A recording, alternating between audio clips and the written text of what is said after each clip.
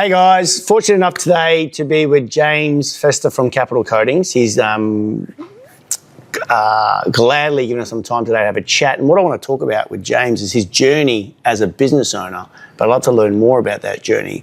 So welcome, James. Welcome. So tell me a bit about, probably where you started, how you got into the business, and you can explain what business you're in, and a little bit of that journey. Love to hear more. Awesome. Yeah, well, I started probably about 2015. I kind of second generational painter. My father was a painter for over 50 years. Wow. I'm sure probably some similarities with yourself. Yeah. And originally I wasn't going to get into painting. I had other ideas of wanting to do perhaps architecture or town planning, and things changed. Wow. And I had a bit of a background and knowledge of the industry. Yeah. So it was something that I knew about. It wasn't something that I loved, but that I knew about. And one thing kind of led to another, and I decided to work with my father. Yes. And after that, we kind of been in like a European type of family. Okay. I mean, it's all like one, but everyone kind of goes their different ways sometimes. Yep. And I decided to start up my own business. Okay. And we kind of went on from there. Nice. So in the painting industry? In the painting industry, yeah. Nice. So 10 years. Does it feel like it went fast? Yes and no. There's moments that feel faster than others. Yeah. And then there's moments that, things are dragging along and whatnot. But looking back, it feels fast. Yeah. It feels fast. Yeah. Amazing. Yeah, we're both second generation painters. So I hear what you're saying. I'd love to hear a bit about your journey starting out in your business. So how did that happen? Tell me a bit about Capital Coatings. Yeah. And just that story. Yep. Okay. Well, originally, I decided to start out on my own and have a go. And essentially, I started out with a small group of painters, maybe 2 or 3 guys, smaller jobs, and learning off my father as well. So essentially, I'd get some leads from him, or work, and slowly growing into it. Yep. And then, when you started with that small team, how big was the team when you started out? When I started out, it was, before that I was really just working for my dad. Okay. And then he actually taught me sales. Oh, so my favourite subject. Yeah, your favourite. We're going to talk about that. Yeah. Okay, yeah. So nice. He taught me sales and a different aspect of the business. So I more so wanted to be on the tools. Yes. But he said, James, there's more than just being on the tools, especially running a business. Wow. So, and that motivated me. When I saw that a whole lot different other aspect, it kind of motivated me more to want to grow and do something more than just, being on the tools. Okay. So you started out on the tools? Yeah. And then you quickly moved into, sounds like a bit of sales or quoting. Yeah. And then you decided, okay, I'm going to go at my own and have a crack at this. So you started with a small team? Yeah, started with a small team. Like I said, it would have been a couple of painters, 2 or 3 guys. Yep. Smaller jobs that I obviously I could get these jobs because I was selling the jobs. So I learnt sales. When I got better at different fundamentals of the business, I was able to obviously go out on my own. And then smaller jobs, your internal, external repaints, stuff that's manageable, like jobs that were manageable. Were you on the tools at the same time at that beginning? At the beginning, yes and no, not as much. Okay. So more so I could just organise the guys, go out there, sell the jobs, and then organise the team of painters that I needed to get the work done. And then from then on, we went through a growth spurt. Okay. I started getting into more commercial and construction work. Okay. Did a lot of work in Hamilton Island. Oh, wow. And that kind of went... Did you have to live there? Yeah, on and off. So for a period of a couple of years, we'd be up there working with a friend of mine that were doing developments, and a cyclone came through and just gave us a lot more work. So, and then we kind of adjusted to how it was. I knew that it was a period of time that I thought I didn't have too many liabilities in Brisbane. Okay. And I thought I could see an opportunity. Yeah. And I thought, there's nothing to lose. Jump in and have a go. You know what I mean? Yep. And look, it was a growing curve, but looking back, without making that jump or taking that risk, I wouldn't be where I am. You know what I mean? Like you don't learn unless you take those risks, unless you have a crack. But then also, as you get older and life goes on and you have all these other responsibilities, sometimes having a crack might become a little bit more hard than what it was, you know. So I'm pretty sure most listeners out there have had a crack at something and struggled with something. Exactly, we all do. We're only human. Yeah. And I didn't know that, but that's awesome. So how long were you up at Hamilton, or going back and forth to Hamilton? So originally we started with one project, which was, you know, a development. And then at the start it was, you know, maybe a couple of weeks, then back for a month or two. And then the cyclone came through. When the cyclone came through, I actually got back on the tools because there wasn't enough work. And I was doing a variety of things. I was actually learning how to do takeoffs for plastering and all sorts of stuff. So, but I thought to myself, there's an opportunity here. Yeah. And eventually, you know, I quoted these big, large scale jobs, body corporate jobs, you know, restoration, everything from the works. This is up there? Yeah, up at Hamilton Island. And then we grew from me having one or two guys up to, at one stage I would have had 13, 14 painters. Wow. Yeah. I'd love to hear about the fun times with that. So, so growing pains, obviously. Yes. And then almost 5-6xing your business in a short period of time. I'd love to hear, you know, the challenges you faced, or a little bit of a story of growing to 13 painters, because at that stage, and correct me if I'm wrong, you've heard me bang on this about for a while, there's three functions of a business, of a painting business: input, sales and marketing; throughput, scheduling delivery; output, business administration. At that point in time, when you grew to that many people, were you predominantly still had those three hats on? Yes, I'd say so. Yeah, of course. So I was lucky enough to have a foreman that was running the team. The team, yeah, Nice. and I would still be on and off the tools. Yep. Because I was up there though, I could manage. You know, we'd have a secretary back in Brisbane. So, okay. Yeah. So which used to work for my father, and she started doing work for me. So. Yep. You know, she would send out invoicing. I would just refer back to her. Nice. Any tasks that had to be done. And, you know, I'm up there every day for however many hours of the day. Yeah. You know, you can get your laptop out, you can get on the computer. You're just literally up there working. Yeah. I find a lot of struggles actually happen. Like, it was manageable. Yeah. Was it sustainable? Perhaps not, but Because it was so intense? I just think that, not the saying all good things come to an end, but you know, it wasn't. It's not like a cyclone's going to be coming every 3 or 4 years. Okay. Yeah. And not to jump ahead, but I'd say the struggles that I led into were, then I had to transition coming back to Brisbane. Okay. So all of a sudden I've got these painters. I'm doing all this work. It was manageable. Did they come back with you? Some of them did, yeah. Yeah. But then I had to go back to, okay, I've now got to quote other jobs. I've got to transition to other income types and different types of work. Wow. Yeah. And I was still very green with everything. I was probably 25 years old by this stage. Okay. You know, so I'd been up there for 2 or 3 years. So I was probably around my mid-20s. And this is when I got caught out, though. Oh. So I did work for some builders and quoted them like normal market price. We would, obviously, that figure's increased over the last 10 years. But the struggles I found myself in was I couldn't wear all those hats coming back in Brisbane. Yeah. It's not like you're stuck on an island and everything happens. It's contained. Yeah, it's kind of contained, yeah. So I then had jobs that were getting done well over budget. Okay. Jobs perhaps that were underquoted. Starting to falling behind in admin, started, you know, declining in profit. Yes. So all the complexities. Yeah. Of, I suppose, a way of explaining this is when you're in that environment is you're more order taking because there's an abundance of work. Yeah. You're picking it up, and you've come back to Brisbane, where more competitive environment, and it switches to business management and sales skills. Yeah. Your ability to manage the business now and win profitable jobs comes more into play versus when you're in I like to call it the unicorn. Yeah. Where the perfect storm, literally, provides an abundance of opportunity. And you put yourself in a position to take it as well. So other people could have gone up there, taken the opportunity. So you went balls in and said, I'm gonna have a crack. Like you explained, you went, another analogy I like to use is deep end. Like we jump in the deep end and we learn to swim.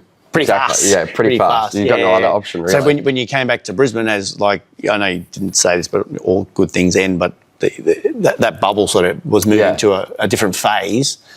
You came back to Brisbane and had those challenges. Yeah. Now, I know you've solved those challenges because that's what we're talking today, but I'd love to hear more about that, those challenges of coming back and working through your pricing or your performance or pipeline issues. Yeah. So obviously there was a number of issues. From managing the guys and the staff on sites, you know, being over capacity on jobs or having too much work and not having the best productivity. Perhaps not quoting the best. Also, I mean, with having things like, for instance, working with builders as well, not, you know, missing things. For instance, was this in the job? Was this quoted? And being a bit green, it's quite easy for people to, I wouldn't just say take advantage, but people can manipulate you and stretch what's happening. Stretch out a little bit. So, they were all challenges. I mean, one of them was, you know, I've come back from, like you said, the perfect storm to something where at one stage I had 17 guys for a couple of weeks in the back end of the year. And I'm running around going, where is everyone? What is everyone doing? Then trying to do project budgets. And I'm looking going, we're losing money on these jobs. And then your mind's focused into that. You're then spending less time selling. Your whole mental function is not where it should be. And you weren't on obviously you can't have been on the tools. No, I wasn't on the tools at that stage. No, definitely not on the tools. But you were in charge of managing the teams. So the overall getting them out there to get the work done and putting them in the right places. And you think you're going to throw painters, it doesn't have to be painters with anything. Throw staff members at it. Throw bodies and hope for the best. And some of the builders, and I say builders, some of, because they're the ones that want staff, they go, we need this job done. Just throwing bodies at something isn't going to fix or get the job done any quicker. No.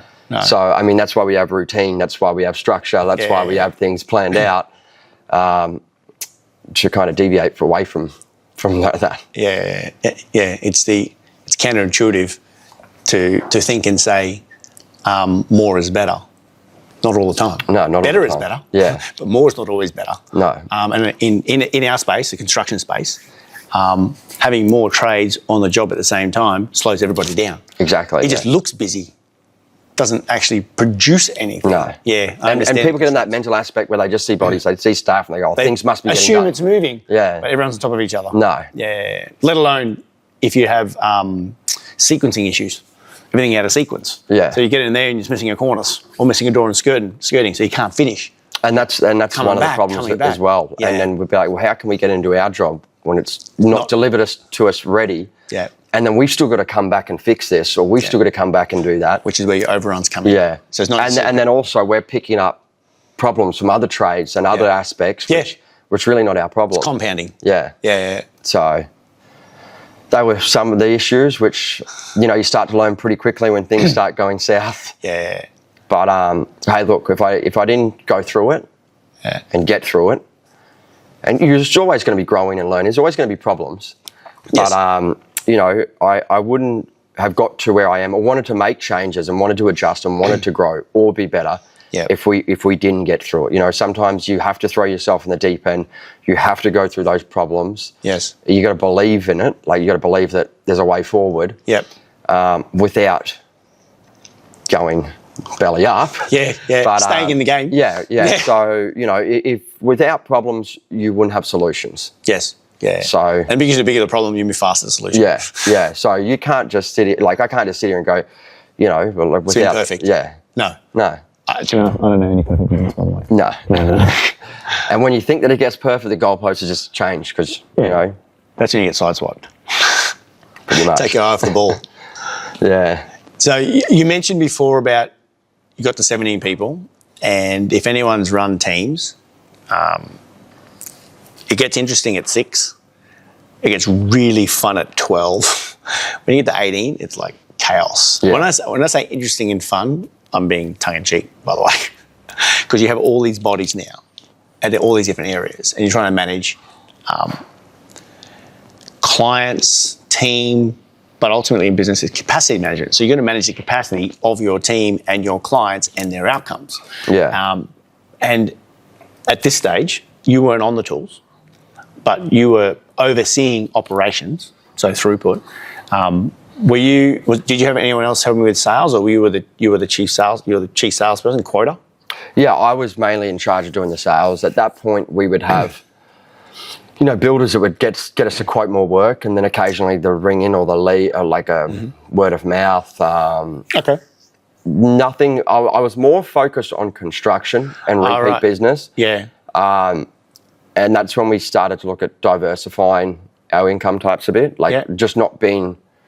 I mean, every business is different. Yeah. But in today's terms, we have 5 different types of income types. Oh, thank you. That's a great topic segue to get into. So, quick question: you were predominantly commercial, so you came from Hamilton Island into mainly commercial. Yeah. What prompted you to consider other options? And then we'll get into what they are. Okay, so originally most of my work that I learnt from, or growing up and learning from my father, and that was repaints. Okay. And regional on cattle stations, but in Brisbane. Okay. And we did do building work, but I had this idea that building work was better in commercial and construction, and it's all this big portfolio that I'm going to grow and it's going to look all awesome. So when we started seeing that it wasn't working just doing all the building and commercial, I started to go, well, what do we know? What are we good at? Okay, love it. Yep. And that prompted us to go into back into residential repaints and focusing more time and trying to get sales and out of residential. And along came body corporate and real estate work as well, which is that's part of networking. Yep. So that transition, because it wouldn't have been overnight. No. It would have been a conscious decision that we need to move someone to this space without putting words in your mouth, but into my background in the repaints. What did that transition look like? I mean, practically, did you obviously made a decision, we're going to move to this space? Was it involving websites, socials, talking to more people? What happened? Yeah. Because it doesn't go from there to there. It's a transition into that space. So we started doing. We would have the odd residential repaint here and there. Yep. But like you said, there was websites. We had a website. We started doing more Google AdWords, Facebook AdWords. We'd had our IT doing that. Yep. Which was an IT company that we used to do kind of all our IT stuff. Yep. I don't even know what it is. It's a different language to me. And then we moved on to paying actually another company, a marketing that specialised in marketing. Okay. So, to bring in more of those type of customers. More, but also the niche. Well, I wouldn't say just niche, but attract the work that we want to attract. Yep. Which is a long process. It doesn't happen overnight. Yep. No, it doesn't. They kind of target. You're essentially you find out what you want, what demographics and whatnot, and then they put it into how they can attract those leads for you. Yep. So and it takes time, like maybe 1, 2, 3 years before it really gets to where it needs to be. Yeah. Yeah. I mean, at the start you'll get your jobs, and then when you do those jobs, you'll have your referrals or your words of mouth or real estate work. I mean, getting yourself out there and networking, it's a variety of things. Yeah. But to have solely just, your Google, your Meta ads coming through where it's enough work does take time. That takes time. Yeah. And I'm going to rewind. So originally you went to Hamilton Island, so you had a focus. Yep. You knew it was going to be a massive challenge.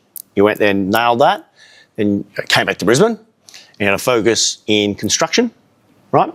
So you could say that this was the next focus. So you went, great, this is where we need to pivot. Yeah. Not wipe out, but pivot to, so let's say, mitigate the potential issues we're having and spreading it out over into another income stream. Is that pretty much what happened? Yeah, exactly. So then you went, okay, you committed to residential, which means you had to commit time, money and effort. Yeah. Which was your time, some money to some marketing agencies or Google, and probably shit ton of effort. Yeah. I'm allowed to say shit. It's my video. So yeah, shit ton of effort. Whatever you want to say. I'm probably going to drop a few shits as well. And for me, it makes a world of difference when the business owner commits to a direction, because nothing's going to change unless you change. So there's 3 instances where you pick something and you went. Pick something and you went. Whether you win is not the point. The point is you learn and get feedback and improve, because you never know if it's going to work. Exactly. You don't know unless you try. You know it's going to work. Like, I get questions all the time, Taz, should I do Google Ads? I go, I don't know. Depends. In what context are you doing it in? What's your commitment level? How long are you going to do it for? Are you going to double down? Is this the direction you're going in? There's just no one answer fits There's all. no one answer fits all, because really what you said, you made the decision that, okay, I would like to mitigate the constraints and the problems I'm having in this part of the business. How can I move to somewhere where I know historically it's done well for my dad's business and the business side? You went to that. That's what happened, And it's kind of what I was taught, like what I was brought up on. Yeah. So because I had that experience, because I, grew up around that and knew that it was kind of a lot, well, I shouldn't say a lot easier, but it was I had experience in there. Yeah. So, like it wasn't new to you. It wasn't new to me, no. Yeah, it's like riding a bike. Yeah, exactly. And I kind of thought that's where, we know we can have a better profit margin in there. We know we can get in and do the job, not have those restraints of coming back, dealing with clients, waiting for cash flow issues. We can get in there, get the jobs done, and inject cash flow on the business. It was a transition period. Like we still were doing building work. We still are doing building work. Yep. We still do a variety, and it fluctuates. You know what I mean? Like we might have a wave of building, like new work, whether it's high-end residential repaints or some commercial. Sometimes you get a lot of body corporate. So it does fluctuate, but we now, and working with you in the past, is we are quantifying and qualifying everything. Okay. So we see where our leads are coming from. Nice. And then we see our income types, what are they costing us? What is our conversion rates? And it gives us a gauge of what's working and what's not. You have visibility. Visibility. So I know it sounds like you have, I know how to do this. I'm doing this for everybody else. You have other income streams other than residential. So you got your commercial, your residential. Yeah. And what are the other ones? So we've got commercial, which is general commercial, residential repaints. Yep. Real estate. Real estate is just working with real estate. So we get phone calls from agents. Can you repaint this? Going to market. And then we have building, which is construction. Okay. So that's mainly, with construction, we stick with high-end new builds. We don't really go into project stuff. No, not project stuff. It doesn't work for us. And I mean, it could work for a different. And every business is different. Yeah. Every business is different. My learning curve in business was exactly like you, identifying. We were heavily in construction at one point, probably more than 50% of the business, and identifying that our business wasn't structured that way. Yeah. Because I know lots of businesses do really well in that market, but you need to build your business so it's structured systematically to run on production. Exactly, yeah. Versus, I'll just pick residential repaint because that's the opposite. You're structured to deliver an experience. Very different. Yeah. One, the outcome is high-end product, speed.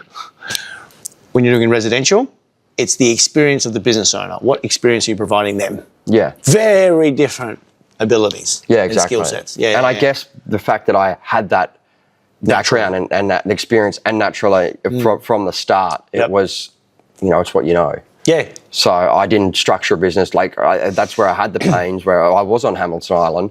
But when I came back, I've now got these pains where I wasn't, say, brought up or taught, or I didn't have that experience to have a production type of business where we are. And you got to factor in your profit margins, your productivity and everything. So, like I said, some business might structure that like that. They have a high turnover. Yep.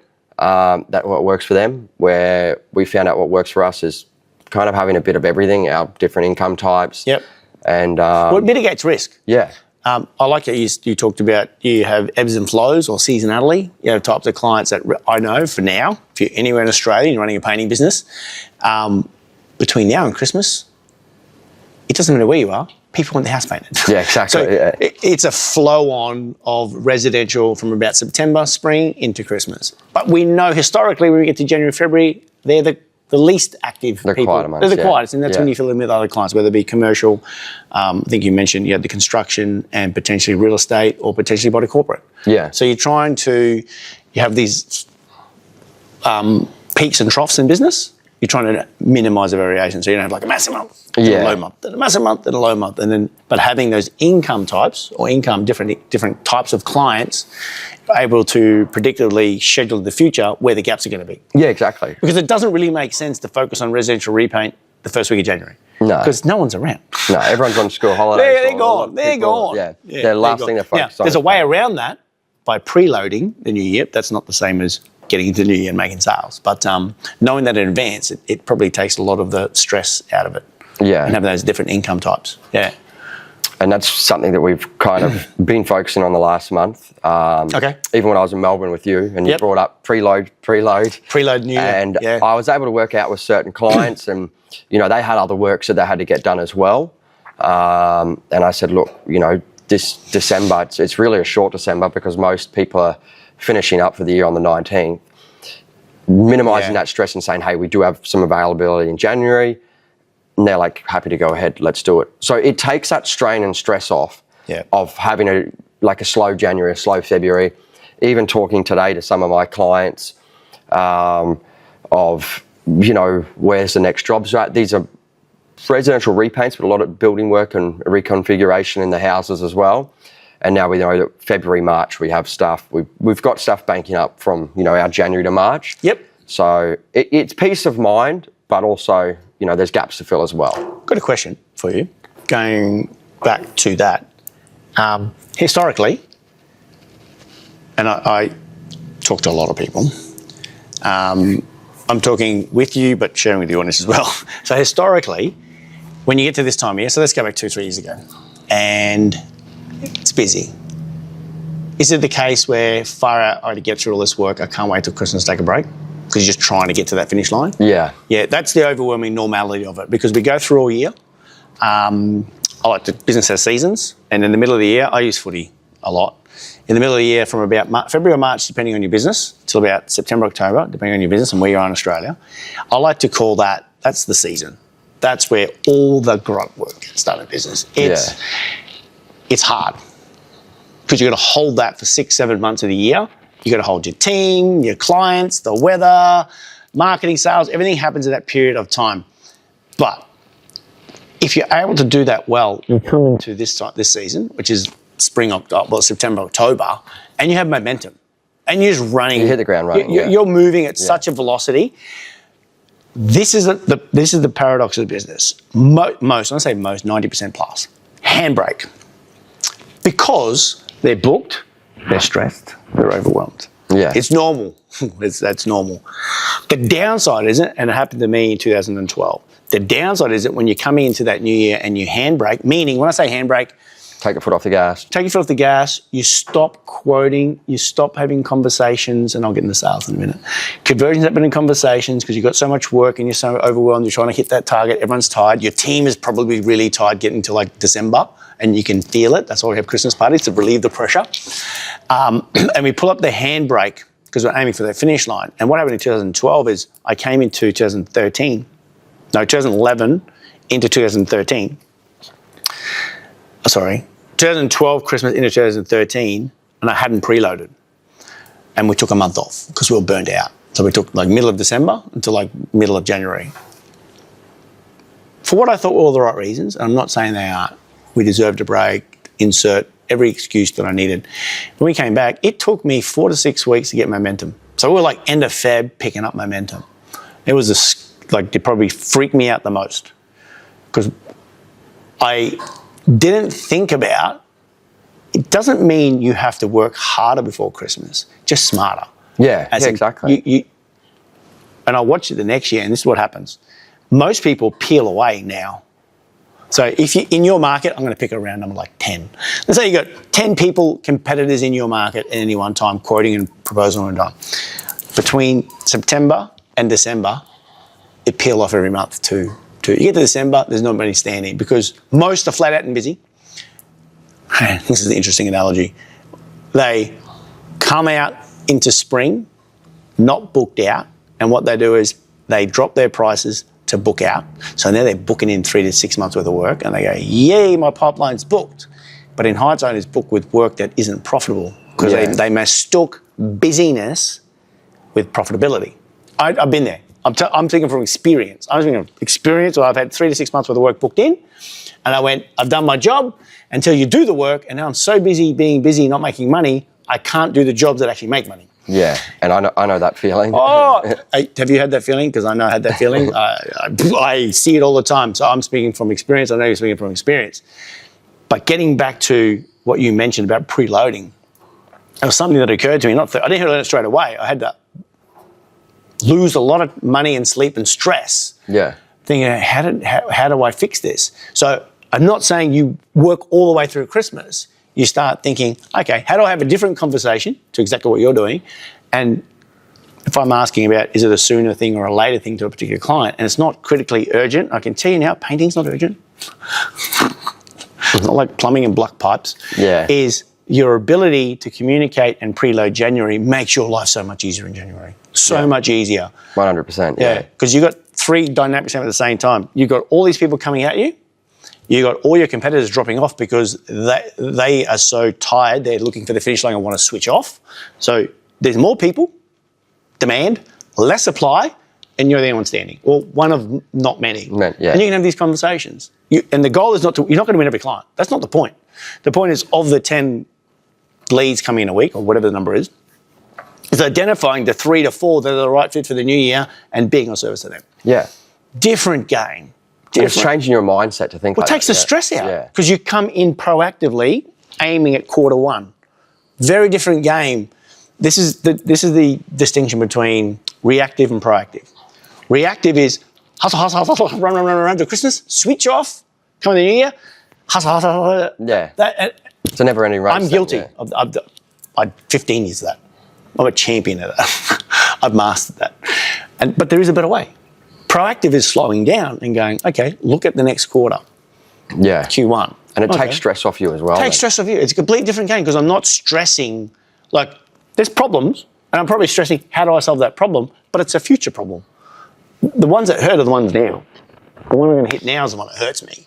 So I love that you have started to proactively think that way because it's a natural skill set. Yeah. Right? And it's like changing your mindset to think like that way, and it's a mental thing as well. Yeah. And that's business. We decide what we want to do. Being proactive takes a bit of effort, but it's not that much more effort. It's actually less effort than working. And would you say that's because we aren't taught that way? 100% we're not taught that way. We're taught to be reactive. I'm a tradie. We come from trade backgrounds, trade families. So we are taught these things are our tools. Yeah. I'm not saying they're not, but this is more important. The ability to slow down and see what's coming up gives us the advantage. Yeah, and that's obviously becoming better at business as well. You know what I mean? Like, the more stressed you are, the more work that you have on coming into the final end of the season, of the year. Yep. You're going to run into hiccups. You're going to fight deadlines. You're going to have all this rush. Anyway, and then you go through that pain. And then you get to the end, you've got more pain of trying to find more work. Yeah, which is more stressful, by the way. It's like the catch-22. It's because now you have the pain of too much work, which is, you'll get over that. Yeah. You'll solve it. Or not enough work. I always ask clients, which problem do you want to have? Oh, I'd rather have too much work. Every single day of the week, you'll take that problem over this problem. Exactly. Because this problem's scary. This problem is just stressful. This is stressful and scary. Yeah.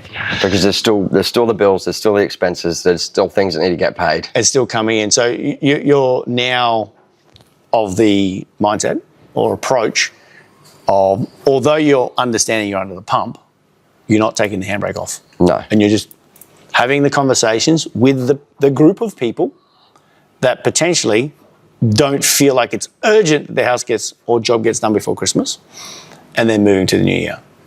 How does that feel to you doing it that way? It takes a lot of stress off, you know what I mean? It takes more so that stress off. And you're right, it takes more so the stress off not thinking you have enough work in the start of the year. Because I know what it feels like. I know what it's like to go from, onto young and old. Batshit crazy. And then you get to the new year and you've got good staff members, you've got a good team.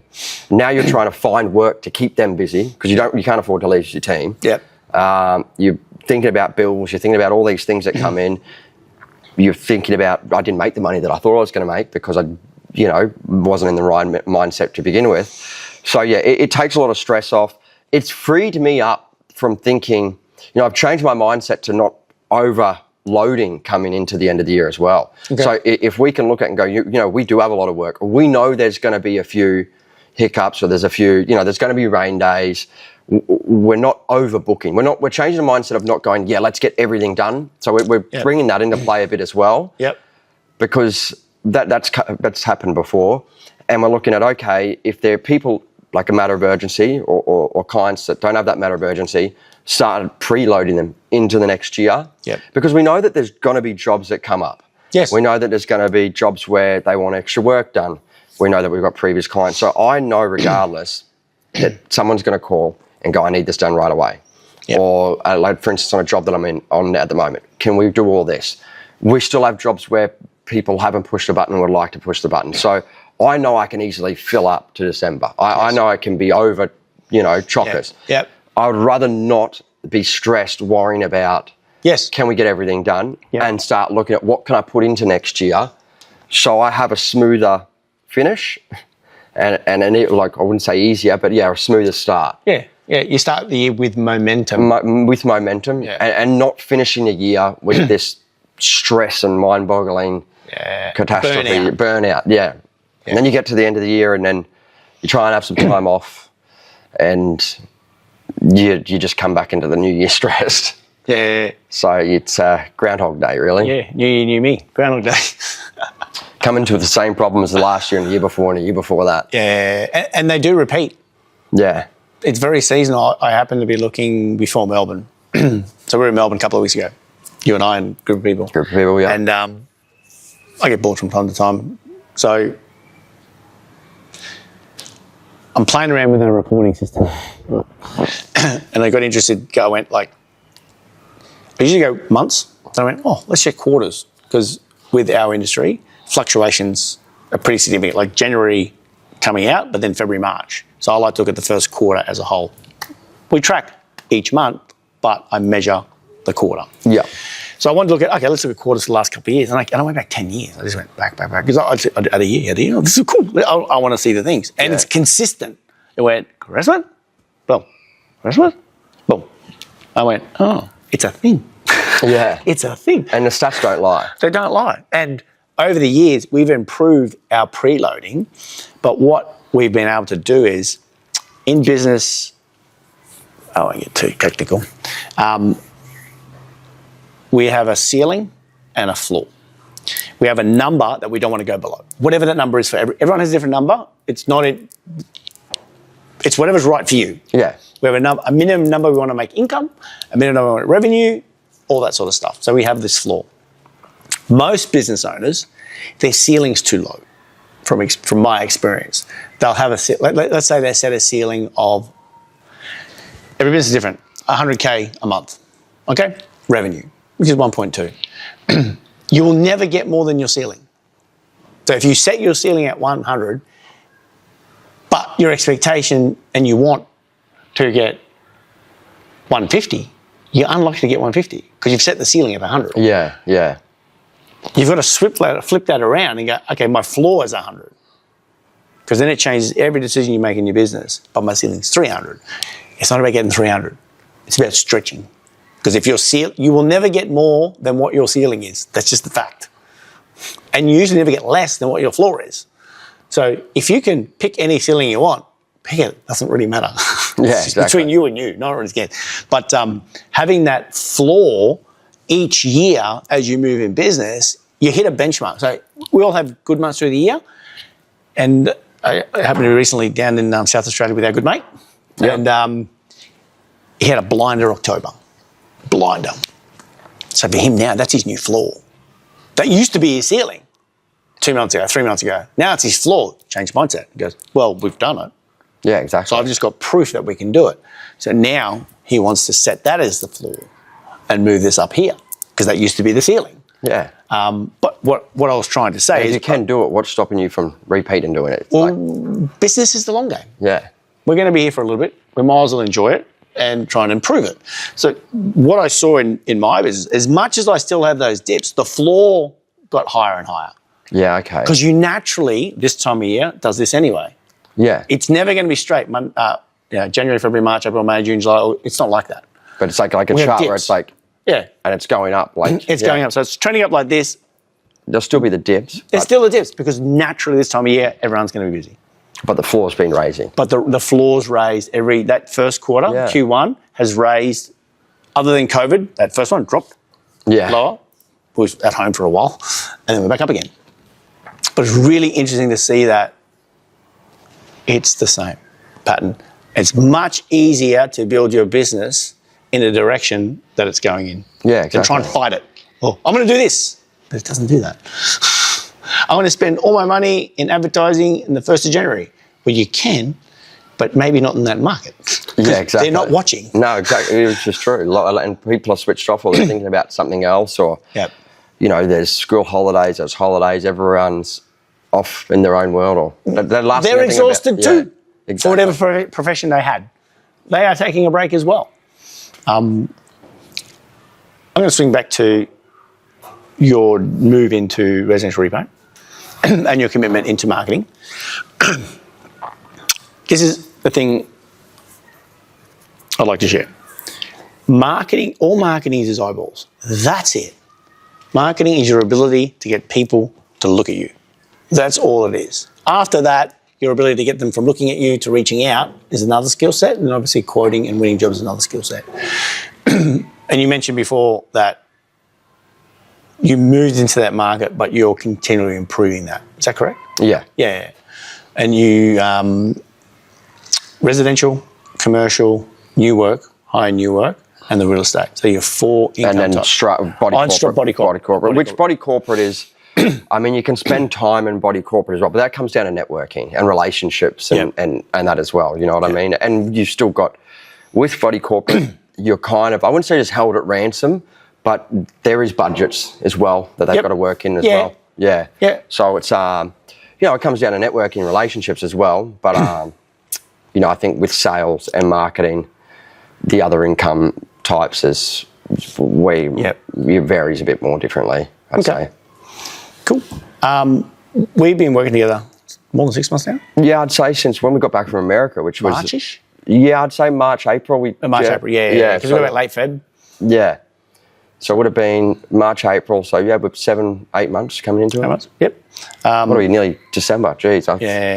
Next week and a bit. Yeah, wow. Yeah. 2 weeks. Yeah. How have you found it, but more importantly, I don't care about it, how, if any, has it helped you in your business? So working with yourself and the program and well, look at and I was talking to Prainer, my admin the other day, looking back, definitely sometimes you've got to look back a bit and go, all right, what have we done? And the whole mindset and aspect has changed. So I've been able to spend some time with you upskilling and mastering my sales skills. Yep.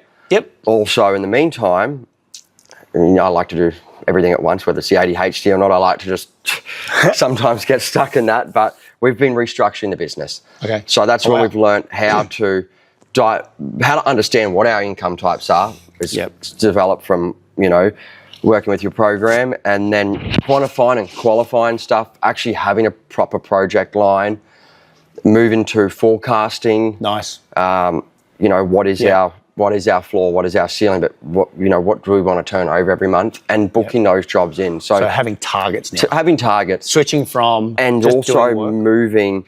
We talk about becoming better. Growing is, you obviously want to come better, and growing has got to be sustainable.